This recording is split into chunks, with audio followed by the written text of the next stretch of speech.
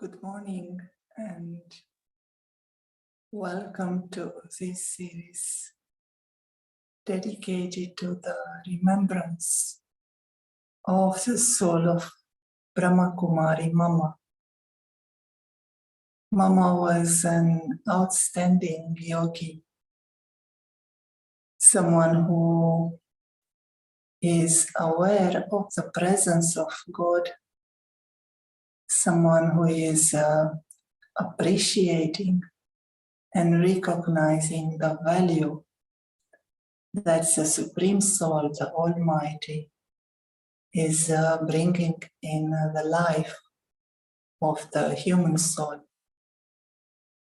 Mama was always paying attention to her behavior, to her thoughts, to her interactions. She was a yogi in action. She was able to apply whatever she was learning from Shiv Baba, from God, the Supreme Soul, applying it in her life and inspiring many others to transform their lives. Mama was a great example of self-transformation. She made all these changes at a very fast speed. She became from a young Kumari, from a very early age, she became a world mother. She took that responsibility of making the world a better place. And she also understood that to make the world a better place, something has to change inside at a very deep level. It is not possible to patch this world, to change a little bit here and there. This world, in a sense, has to disappear and a new world has to emerge. And Mama was one of the pioneers in making this big change inside within, in being able to transform yourself to such an extent that the new world is due to come, because the awareness of the soul, whatever Mama was practicing and understanding and inspiring others, that awareness is so dramatically different from the old world, from the decayed world, that a new world has to come. Someone with such an elevated awareness as Mama was having would demand the creation of a new world. They would have the right to live in a new society, in a new world where everything is completely pure. There is harmony, there is love, there is happiness, everything.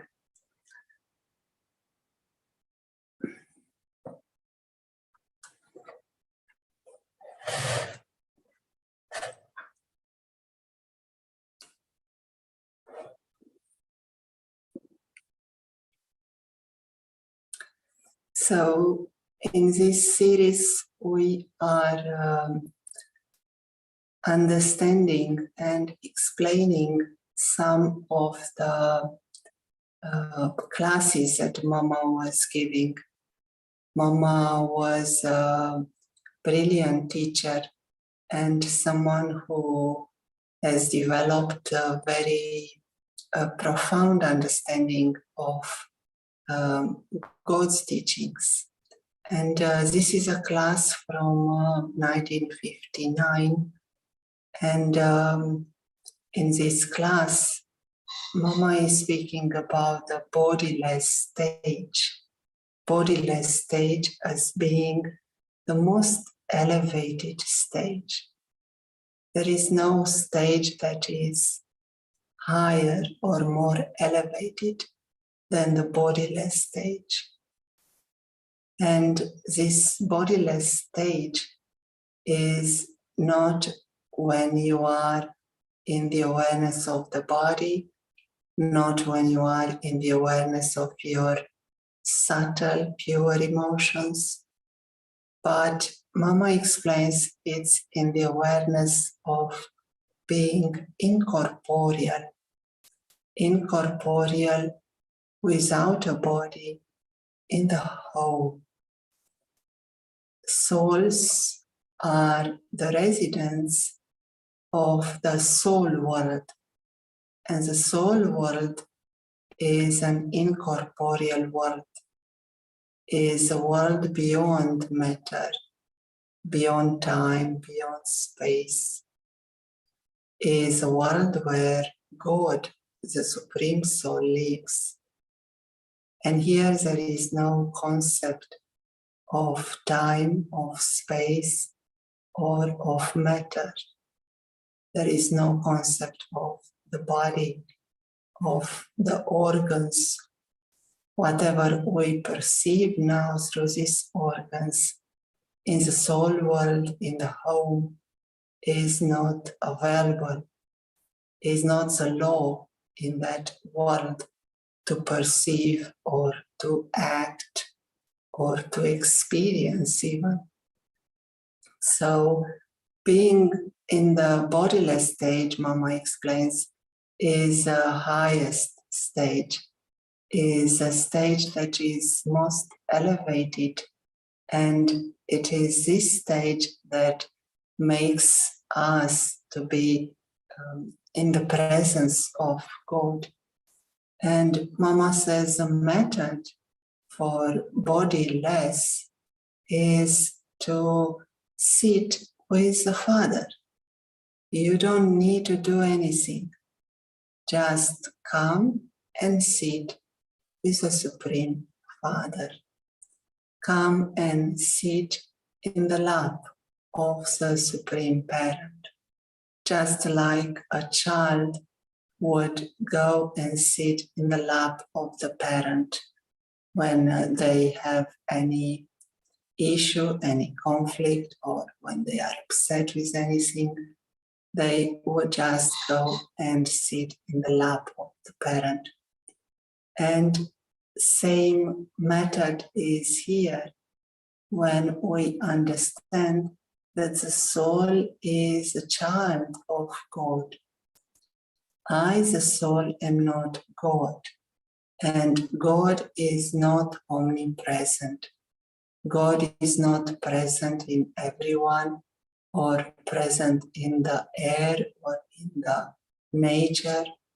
No, the soul is the child of God, and there is a relationship of child and parent. And in this relationship of child and parent, the child, the soul, can just come and sit with the parent whenever they want. They know that they are welcome. They know that they are loved by the parent. They know they will get lots of comfort and support the moment they come and sit with the parent. So Mama describes this as being the method for being bodiless. Make your mind and your intellect quietly and silently sit with the Father. And this is a method for the yoga of the intellect. Here, Mama says, there is no yoga of the body. Yoga means connection.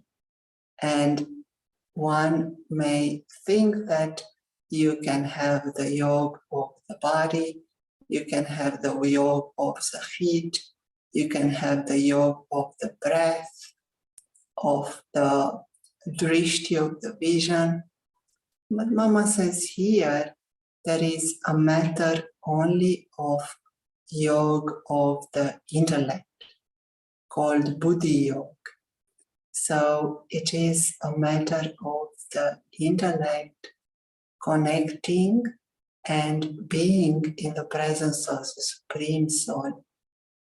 And for that, Mama is saying, for the connection of the intellect to experience a bodiless stage, it's necessary to have a clean intellect. It is a cleanliness of the intellect that allows the soul to sit with the Father, with the Supreme Parent.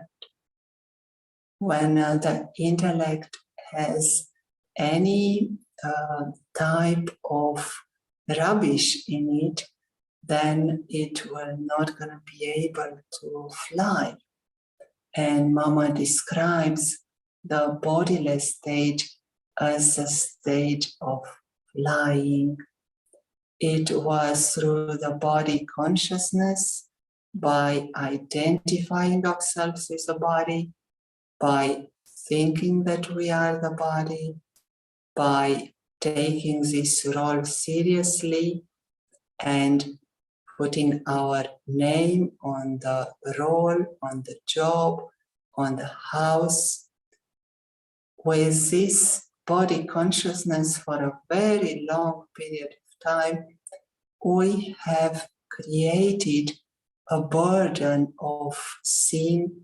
We have created a burden of karmic accounts that have broken our wings. Mama uses this expression, our wings are broken and we can no longer fly. Bodiless means that we are very light. And Mama says, to create the bodiless stage, all you have to create is a very light stage. And by lightness, we do not understand the physical light, but we understand the lightness of the soul, which is experienced through the lightness of mind, intellect, and personality. So this highest, most elevated stage that the soul can have, the bodiless stage, is actually a stage of flying, a stage that is possible when we remain very light. The lightness of our thoughts, the lightness of our intellect, the lightness of our personality. And how can we do that? How can we remain very light? And Mama gives one yukti, one method to remain very light. We remember that the soul is an actor here in this world. This word actor, the soul is playing a part. And any actor would know that they cannot identify with the part that they are playing. So all souls on this unlimited stage are actors, and each one has a unique part, and each one is playing their part extremely well. And each part has a part of happiness and a part of sorrow. So Mama was saying, whenever we see that there is some sorrow in this drama of life, or whenever there is happiness, we remember that that is just a part.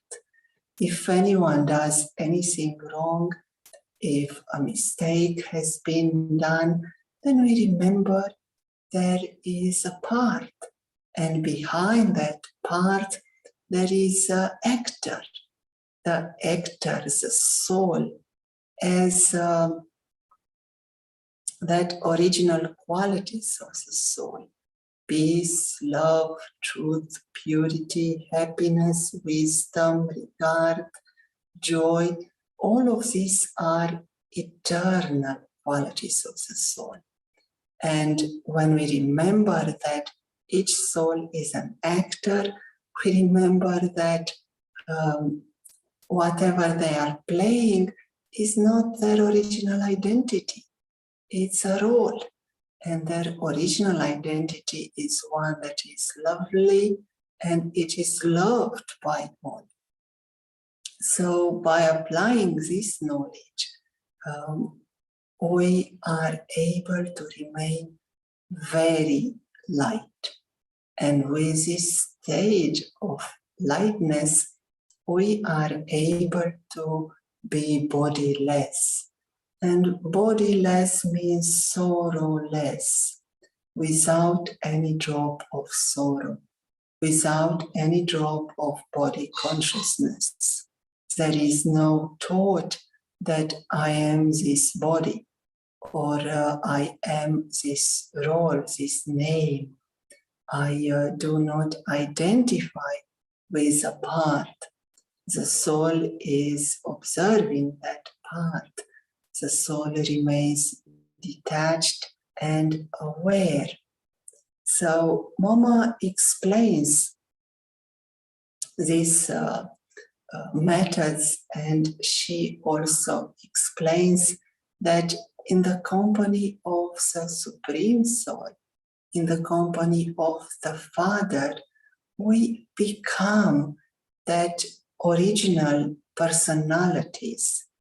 And we have been through a long journey of body consciousness, a long journey of believing that we are these bodies, believing that we are the parts that we are playing, a journey of forgetfulness, a journey of darkness, a journey of ignorance. And to be able to come out of that ignorance, we are taking the knowledge from the Supreme Soul, the Supreme Father, God. And God is playing this part of a father, a teacher, and a guru.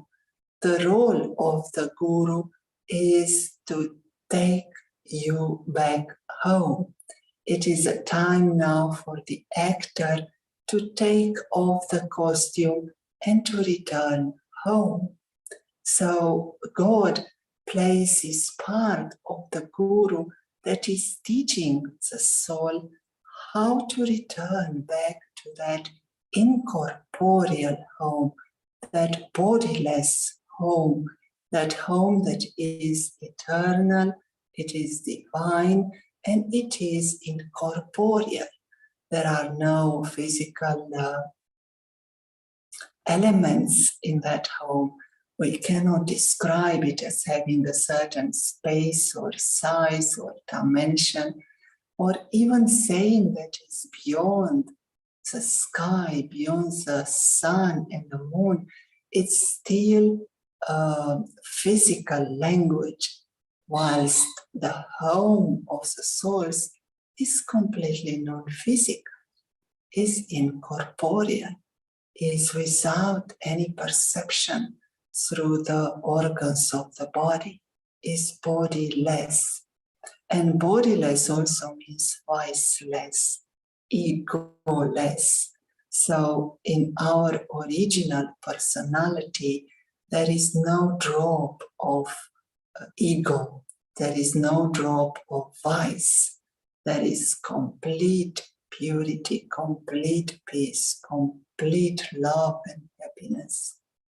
And Mama describes this consciousness of 100% purity, 100% being viceless. She describes it as a consciousness of a deity.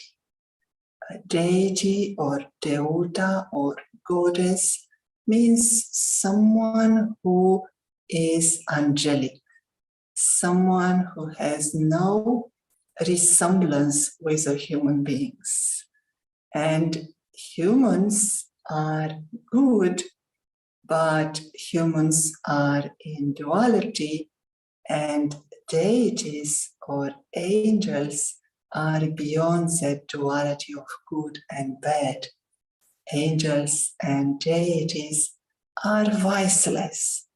Their mind is constantly happy. Their intellect is constantly clean and pure. Their personality is a godlike personality. So Mama says such deities, their awareness doesn't put the feet on the ground. Their awareness remains constantly awareness of being divine, of belonging to a sky with God, of being celestial, unearthly, pure, viceless, clean. The highest qualities are used to describe deities and angels. And this is our primary personality. And this is what we will emerge through the bodiless stage. The more we are creating this bodiless stage, the more we will observe that we are returning to that personality of a deity without any artificial effort, without any struggle. We observe a personality that is pure, that is generous-hearted, that is clean and happy and altruistic. Such a personality will emerge in a natural way. Overnight, there will be change in the same way that Mama herself was an example of changing almost overnight. She changed from a young girl into a mother of the world. In the same way, we can practice this bodiless stage, the stage of being incorporeal, being very light, being in the flying stage, complete cleanliness of the intellect.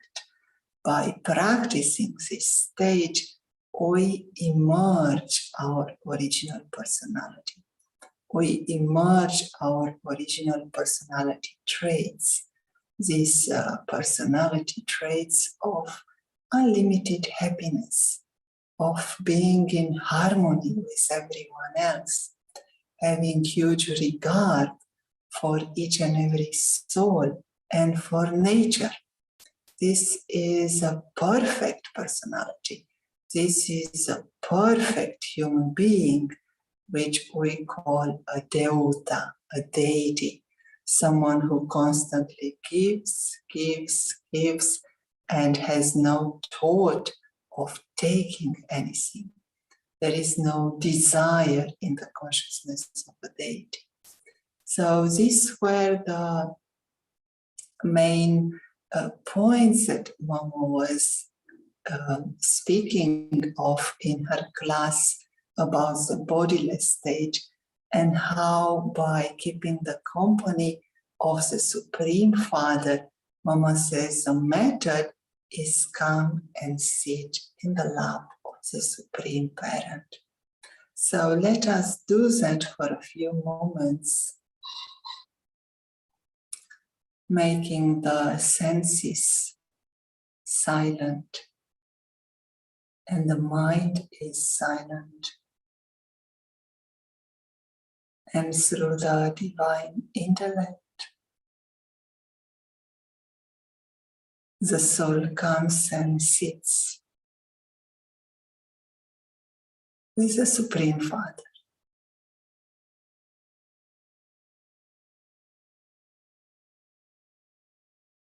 Just sit in the lap of the Supreme Parent.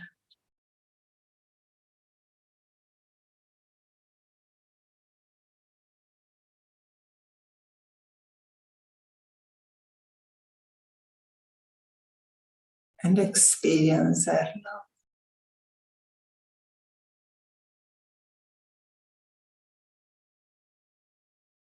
Experience serenity, the bliss that exists when we are in the lap of God.